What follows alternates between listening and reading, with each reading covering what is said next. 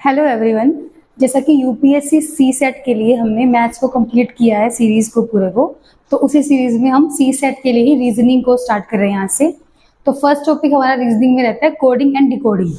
तो coding decoding में basically होता क्या है, कोडिंग डिकोडिंग में हमारा जो एजेंडा है वो रहेगा introduction, basics of coding decoding, types of coding and decoding. Multiple types आते हैं हमारे कोडिंग एंड डिकोडिंग के अंदर।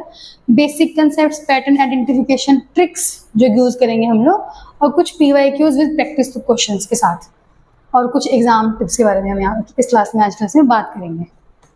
नेक्स्ट, सबसे पहली बात हमारी रहती है कि कोडिंग डिकोडिंग है क्या। What is coding and decoding?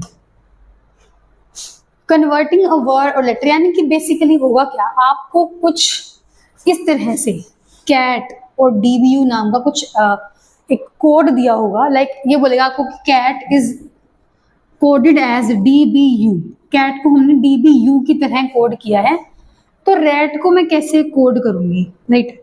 तो जैसे कि अब ये तो बहुत इजी सा क्वेश्चन हो गया, जैसे ना बिल्कुल बेसिक से।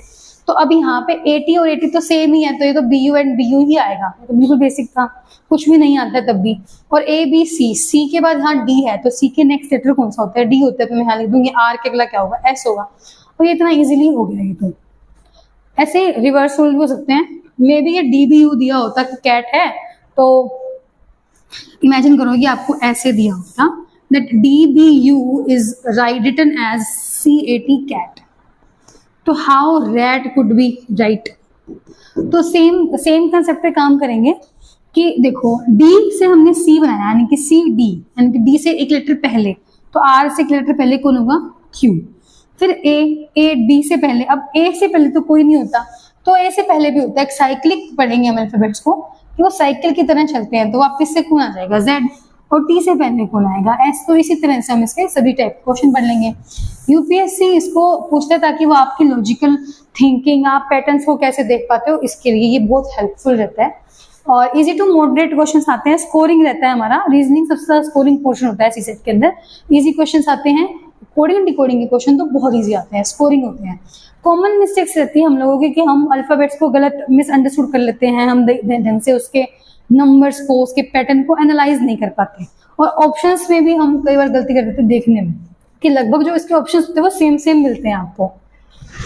हाँ, इसके बाद टाइप्स कितने होते हैं हमारे कोडिंग डिकोडिंग के।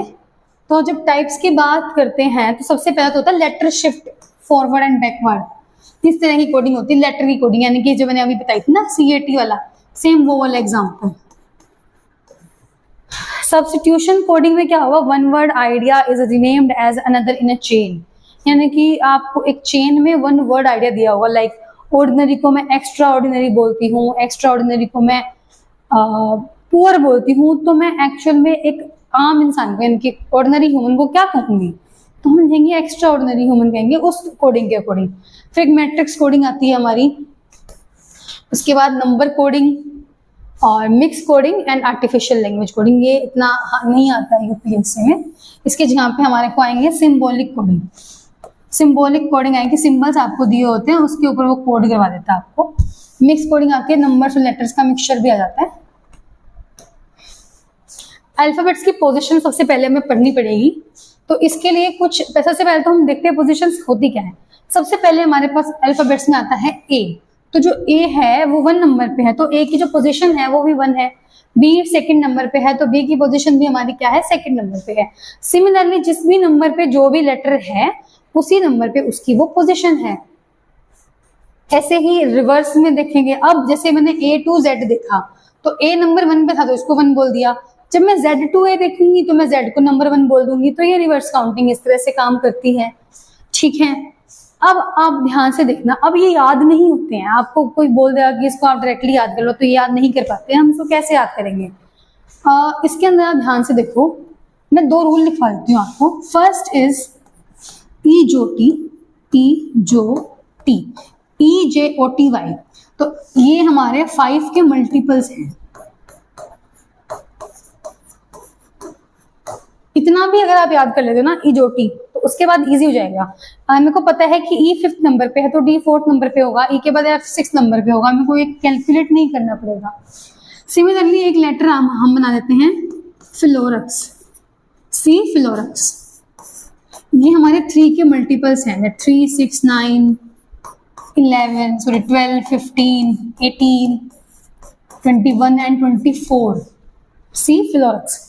अब क्या है, कुछ लेटर्स को आप अपने अकॉर्डिंगली अपनी अपनी आप ट्रिक्स बना सकते हो, ठीक है। जैसे कि आई नो, आई किस नंबर पे है, नो, तो आई नो। और उसके अलावा हम लोग पढ़ते हैं G7 सबमिट्स होती है हमारी, तो G7 पढ़ लेते हैं। ABCD तो बहुत इजी है याद करना, ठीक है। और इसके बाद K11, किंग्स 11 से लोग याद रखते हैं। ऐसे ही M13, N14, R18, राजा बनाया उसको, और R को राजा बनाया तो 18 साल के बाद उसको राजा बनाया गया। इसी तरह से इसमें आ जाता है T20, ठीक है, T20 गेम्स होते हैं हमारे। और इसी तरह से हमारे पास और भी हैं, लेकिन अब सबसे बेस्ट जो तरीका रहता है, या तो आप अपना अपना इसको ट्रिक्स बना लो, या फिर ये जो 2 ट्रिक्स है ना, ये सफिशिएंट है। मतलब अगर मेरे को पता है कि 6 नंबर पे F होता है, तो उसके आगे पीछे के 2 लेटर्स मैं आराम से याद कर सकती हूँ। तो इस तरह से आप इसको याद कर सकते हो। रिवर्स को आपको कैसे याद करना है, रिवर्स को याद करने का एक बेस्ट तरीका क्या रहता है, मेरे को पता है Z का जो नंबर है वो 26 होता है, ठीक है। उस नंबर को आप फटाफट 27 से माइनस कर दो, जो भी आंसर आएगा वो इसका रिवर्स नंबर होगा। मैं बात करती हूँ 12 की, L की। L का रिवर्स नंबर क्या होगा, तो 27 माइनस 12 होगा, विच इज 5, 15 हो जाएगा। तो यानी कहने का मतलब ये है कि जब मैं रिवर्स काउंटिंग करती हूँ, इसमें मैं जब फॉरवर्ड काउंटिंग करती हूँ, तो उनका जो सम होता है वो 27 होता है। आप कभी भी चेक कर सकते हो। देखो A1, ओके, और सॉरी ऐसे नहीं, हाँ, जो इसकी पोजीशंस होती हैं, इनके नंबर्स बनते हैं। जैसे कि A के साथ जब मैं Z को पेयर करती हूँ तो Z 26 है, वो 127।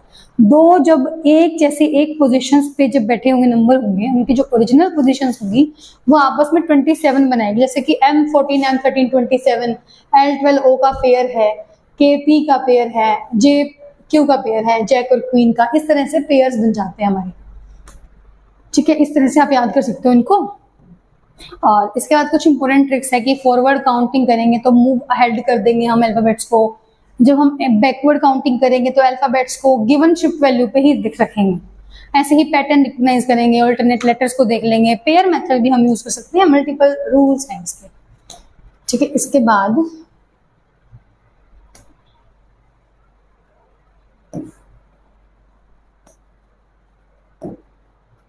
रीड, हाँ, कुछ स्ट्रेटेजीज हैं हमारी कि एग्जाम्पल को केयरफुली देखना, क्योंकि एग्जाम्पल इसमें सेम होते हैं लगभग।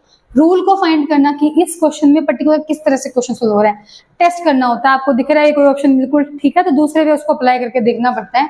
अप्लाई द न्यू वर्ड, नए वर्ड पे अप्लाई कर सकते हो, और क्रॉस चेक भी कर सकते हो अपने ऑप्शंस को। क्रॉस चेक करना भी जरूरी है, क्योंकि कोडिंग में गलती आपकी मिस्टेक से होती है, ना ही क्वेश्चन मुश्किल आता है इसका। पहला ही क्वेश्चन है जैसे मेरे पास कि एक सर्टेन कोड दिया गया टीचर, और टीचर को कोड किया गया कुछ ऐसे XIE एंड GLIV। तो स्टूडेंट को कैसे कोड किया जाएगा? सबसे पहली बात आप देखो टीचर के लेटर क्या क्या है। टीचर का T जो है, T इज यूज फॉर 20, ध्यान देती हूँ ऐसे 20, E use for 5, A1, C3, H8, E5, R18, okay. अब इस XIGL1V को देखेंगे तो X कब होता है 23, नहीं 23 नहीं, UVW X 24, C फ्लोरक्स है, याद है ना आपको।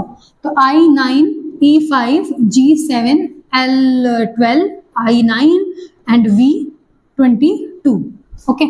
अब मैं देखूंगी कि क्या किस तरह से शिफ्टिंग की गई है लेटर्स की। तो देखो 20 था, 20 से उसको 24 बना दिया गया, कितना प्लस हुआ, +4। 5 से उसको 9 बना दिया गया, फिर +4। 1 से 5 +4, 3 to 7 +4। सभी को देखना, कई बार ऐसा होता है कि कंप्लीट सब में +4 होता है, लेकिन एंड तक जाते वो माइनस कर देता है किसी एक लेटर के अंदर, या और +5 कर देता है। तो हम लोग को थोड़ा ध्यान रखेंगे। हमें को स्टूडेंट को कोड करना है। स्टूडेंट के नंबर्स देख लेती हूँ मैं सबसे पहले। स्टूडेंट के लिए 19, 20, 21, D4, E5, N14, T20 and S19, okay. अब +4 चल रहा है ना, +4 कर देती हूँ सब में। 19 + 4 कितना होगा 23, 20 + 4 होगा 24, 21 + 4 होगा 25, 4 + 4 होगा 8, 5 + 4 होगा 9, 14 + 4 होगा 18, 20 + 4 होगा 24 और 19 + 4 होगा 23। अब ये सभी लेटर्स तो मेरे को पता है, याद है। 23 को मैं क्या लिख दूंगी, W, 24 को लिख देंगे X, 25 को लिख देंगे Y, हाँ 21 था ना, ओके Y, और D 8 को लिख देंगे हम H, 9 को लिख दूंगी मैं I, 18 को लिख देंगे हम R, 24 को अगेन लिख देंगे X, 23 को अगेन लिख देंगे W। W X Y H I R X W, W X Y H, देखो अब मेरे पास ऑप्शंस आए हैं। ये तो चलो कैंसिल नहीं हो रहा क्योंकि फर्स्ट लेटर मैच नहीं किया, बाकी सबके मैच करना है। W X Y H I R X नहीं है, इसमें W नहीं है तो ये तो नहीं है, ठीक है। उसके बाद W X Y नहीं, हाँ W X Y H I R X W, इसमें I H R X W, तो ये भी हमारा ऑप्शन सही नहीं है। D W X Y H I R W, W X Y H I R X W, एक लेटर इसमें मिसिंग है, मैं इसको लिख देती हूँ, ठीक है। तो इस तरह से ये क्वेश्चन हमारे सोल्व हो जाएंगे।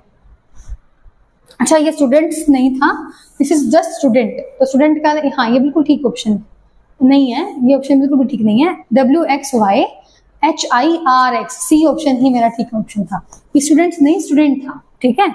इस तरह से हम इस टाइप के क्वेश्चंस को तो वेरी इजीली सोल्व कर लेंगे और आपको अल्फाबेट्स के नंबर्स याद होंगे। इसके बाद नेक्स्ट क्वेश्चन आया मेरे पास, that if doctor is called teacher, कि मैं डॉक्टर को टीचर कहती हूँ, डॉक्टर को हम टीचर बोलते हैं, टीचर को हम बोलते हैं principal, and principal is called as student. एक कोड लैंग्वेज में वो इस तरह से बात करते हैं। तो हम यहाँ पे ऐसा आदमी जो कि पढ़ाता है स्कूल में उसे क्या बोलेंगे, तो स्कूल में टीचर्स पढ़ाते हैं तो टीचर्स को हम क्या बोलते हैं इस कोडेड लैंग्वेज के अंदर, प्रिंसिपल। तो इस तरह से आप छोटा सा एक ग्राफ बना लेंगे साइड में। तो कभी भी जो हमारा हम गलती यही करते हैं, जब भी हम रीजनिंग सोल्व करते हैं तो हम उसको वर्बली करने की कोशिश करते हैं, साइड में छोटा सा अगर आप नोट डाउन करते चलते हैं तो वो क्वेश्चंस गलत नहीं होते और इजीली हो जाते हैं। उसके बाद in a certain code bat is written as DCV and run written in the same code। देखो बैट के लिए है 2,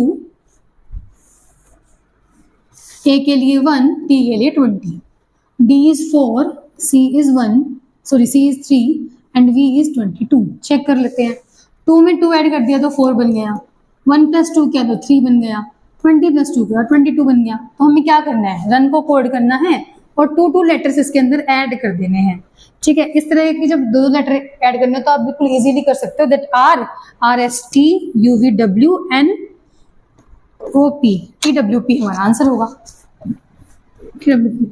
ठीक है। अदरवाइज आप लिख लो कि R18 U21 N 14 और उसको ++2 करके आप लेटर्स बना सकते हो, ठीक है। लेकिन छोटे छोटे जब डिफरेंस हो तो उसको आप वर्बली भी कर सकते हो।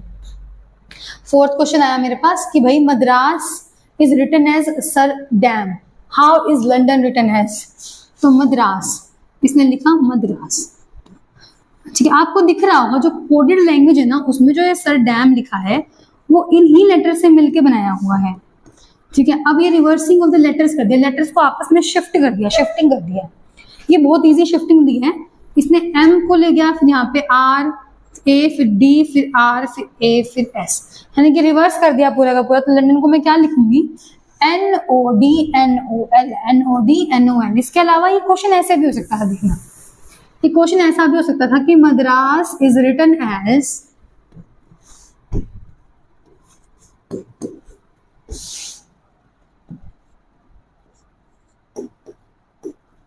मरदास। तो हम क्या करते हैं, M को M लिखा है, S को S लिखा है, हो सकता है ये A भी शिफ्ट में हो, फिर D R भी। तो आपको देखना पड़ेगा कि किस तरह से लेटर्स जो है, जो वर्ड्स जो हैं वो शिफ्ट किस तरह से हुए हैं, ठीक है। इसके बाद एक क्वेश्चन हमारे पास आया कि अगर एक, अभी हमने ऐसा क्वेश्चन किया है राइट, कि भाई मैं पेन को बुक बोलती हूँ, मैं पेन को बुक बोलती हूँ और बुक को बोलते हैं हम पेंसिल, और पेंसिल को मैं बोलती हूँ इरेजर और इरेजर को मैं बोलती हूँ रूलर। तो लिखते किससे हैं, अब ये क्वेश्चन थोड़ा सा ट्रिकी हो जाता है क्योंकि हम पेंसिल से भी लिखते हैं और पेन से भी लिखते हैं हो सकता है कुछ हो। अब ये ऐसा क्वेश्चन आपको नहीं देगा जिसमें दोनों ही आंसर होंगे, तो आंसर ही एक होगा, राइट। अब मैं देख लेती हूँ, मैं पेन को बोलती हूँ बुक, तो ऑप्शन में बुक भी है। मैं पेंसिल को बोलती हूँ इरेजर, तो ऑप्शन में इरेजर भी है। तो दोनों ही यानी कि मेरे आंसर्स नहीं है। लेकिन हो सकता है ये पूछ ले कि तो हम मिटवाएंगे किससे, हम इरेज किससे करेंगे, तो इरेजर से करेंगे। और इरेजर को मैं बोलती हूँ रूलर, तो मेरा ऑप्शन वहां पे रूलर हो जाएगा जब यहाँ पे यूज टू रिमूव लिखा होगा, तब उस केस में, ठीक है। तो ये क्वेश्चन भी हमारा इस तरह से सोल्व हो गया। उसके बाद एक सर्टेन लैंग्वेज है जिसमें माउस को लिखा जाता है LNTRD एंड हॉर्स को कैसे लिखना है, तो mouse is written as LNTRD, okay. हमें लिखना है horse, M13 L12 O T है ना 15 N14 U21 T20 S19 R18 E5 and D4। आप देख रहे हो -1 हो रहा है सबके अंदर, माइनस माइनस माइनस 1 हो रहा है। यहाँ पर भी मैं वही कर दूंगी, -1 करना है तो -1 के लिए लेटर्स के नंबर लिखेंगे, टाइम वेस्ट होगा, तो हम -1 कर देंगे। GH NO QR RS और DE, GNQRD, there is a option GNQRD। इसमें किसी भी तरह से आपकी कोडिंग या डिकोडिंग हो सकती है, किसी भी पैटर्न के साथ हो सकती है। इसके बाद अच्छा मार्केट है, यहाँ पे इस मार्केट को इन्होंने लिखा है NZSJFS और how garden written using the same rule, okay. Market को इसने लिख दिया NZSJFS, ओके। देख लेते हैं M, चलो नंबर्स लिख लेते हैं सबसे पहले। M होता है हमारा 13 and 14, A1 26 और R हमारे पास होता है 18, S होता है मेरे पास 19, K मेरे पास कितना होता है 12 और J मेरे पास कितना होता है K11 होता है, सॉरी K11 J12 IJ ना, तो 10 J जोटी बनाना होना चाहिए आपको। E हो गया मेरे पास 5, F हो गया 6, T हो गया 20, S हो गया 19, ओके। मैं देखती हूँ ध्यान से, तो ये नंबर था 13, ये था 14, यहाँ पे मैंने किया +1, ये था 1, ये था 26, राइट। लेकिन आप देखो मैं 26 लिख रही हूँ तो इसमें डिफरेंस 25 का आ रहा है ना, बाकी सब में ऐसा कुछ नहीं है। तो इसको मैं लिख दूँ 27 की काउंटिंग कुछ ऐसे शुरू हुई है ना 26, हाँ 26 लिखेंगे इसको, ठीक है। एक माइनस हुआ है ना, देखो अभी ऐसे एक पहले गया ना, तो ये माइनस हुआ है, यहाँ पे माइनस किया है, एक से पहले लेटर आया RS यानी कि बाद में आया 18 19 यानी कि +1, 11 10 -1, 5 6 +1, 20 19 -1 यानी कि एक में हो रहा है +1 -1 +1 -1। इसने बोला रूल से आपको गार्डन लिखना है ना, तो गार्डन में भी क्या करेंगे +1 -1 +1 -1 +1 -1, अपने तरीके से आप इसको सोल्व कर सकते हो। तो हमारे पास आंसर क्या आएगा, G +1 करेंगे तो GH, माइनस करेंगे तो Z, R +1 करूंगी तो S, -1 करूंगी तो C, E +1 करूंगी तो F, माइनस करूंगी तो M, HZSCFM, HZSCFM। अब क्या गलतियां हो जाती हैं, देखो ये सभी ऑप्शन सेम सेम आपको दिखाई देते हैं, आप थोड़ा सा भी मिस्टेक कर देते हो N की जगह में, आपका पूरा क्वेश्चन गलत हो सकता है। तो आपको ध्यान रखना है ऑप्शंस को देखने में मिस्टेक्स नहीं करनी है, ओके। इसके बाद हमारे पास क्वेश्चन आता है, हाँ ये क्वेश्चन देखो, किसी कोड में गेट को लिख दिया 7 2 20 10 यानी कि जो गेट था, गेट उसको लिख दिया 7 2 20 10, ओके। मेरे को याद है मैम G7 होता है, A1 होता है, T20 होता है और A होता है 5, लेकिन मैम ये तो G तो सही है, ठीक है, T अपनी स्पेस पे है, लेकिन ये A को 2 कर दिया यानी कि 1 प्लस कर दिया और E को फिर 10 क्यों कर दिया। मैं देख पा रही हूँ कि जो G और जो T है वो कॉन्स्टेंट्स हैं, इसने क्या किया कॉन्स्टेंट को तो एज इट इज लिख दिया, मेरे को क्या कोड करना है मिल्क, तो M को मैं M लिखूंगी, L को मैं L लिखूंगी, फिर 1a को हमने 2 कर दिया, 1 से 2 कर दिया, कोई बात नहीं, 1 2 क्या होगा, लेकिन मैं देख पा रही हूँ ये 5 को 10 किया, इसको 2 किया, यानी कि 1 इंटू 2 2, 5 इंटू 2 10, यानी कि डबल कर दिया अपने जो भी अल्फाबेट्स हैं। आई कितना होता है 9, के हाँ ठीक है, के का के ही रहेगा यहाँ पे, ठीक है। हाँ तो मैं लिख दो एम कितना होता है बेटा 13, आई कितना होगा 9 2 जा 18, और एल कितना होता है 12, और के कितना होता है 11। क्या ये ऑप्शन है कहीं पे 13 18 12 11? तो इस तरह से कुछ भी कोड हो सकता है, आपको रिकॉग्नाइज करना पड़ेगा कि पैटर्न क्या है। लॉट्स ऑफ क्वेश्चंस की आप प्रैक्टिस कर लोगे तो उसके बाद आपको इसमें कोई दिक्कत नहीं आएगी। इसके बाद एक क्वेश्चन आया मेरे पास कि on a 5x5 grid AY placed row wise row and column number 0 to 4. So cab is coded as 0 2 0 0 0 1. How is fig coded? देखो एक 5x5 की मैट्रिक्स बनाई गई है। अब जो रोज और कॉलम है ना, तो जो ये हॉरिजॉन्टल लाइंस होती हैं उनको हम बोलते हैं रो, और जो वर्टिकल्स होती हैं उन्हें बोलते हैं कॉलम्स। यानी कि इसने रो को नाम दिया है 0 to 4, 0 1 2 3 4, ठीक है। यानी कि A B C D E और F G H I J, और ऐसे करके पूरी A to Y बना दें, क्योंकि वो लास्ट में जो Z होता है वो रह जाता है। तो इस तरह से इन्होंने पूरा का पूरा Y तक एक ग्रिड बना दी। और इसने देखो अब कोड कैसे किया, इसने कोड किया कैब को, कैब में C है तो C, यानी कि इसको मैं नाम दे देती हूँ 0 1 2 3 4, क्योंकि ये 5x5 की मैट्रिक्स है तो 5 एलिमेंट्स यहाँ पे 5 एलिमेंट्स यहाँ पे होंगे।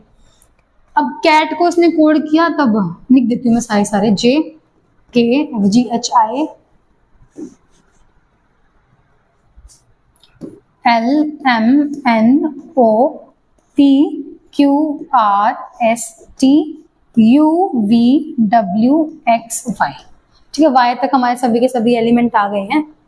तो अब इसके अंदर देखते हैं कि कैट को लिया इसने 0 T, कॉलम और रो के नाम से लिया 0 2, A को लिया है 0 0, ठीक है, और 0 1 लिया है 0 1, यानी कि 0 1, B को कैब, ठीक है। अब मेरे को राइट करना है फिग को, फिग को कैसे रहेगा फी एफ, एफ क्या है 1 0 1 0, आई कितना है मेरे पास 1 3 13, और टी क्या है फिग, सॉरी जी, जी क्या है मेरे पास यहाँ पे 1 1 1 1।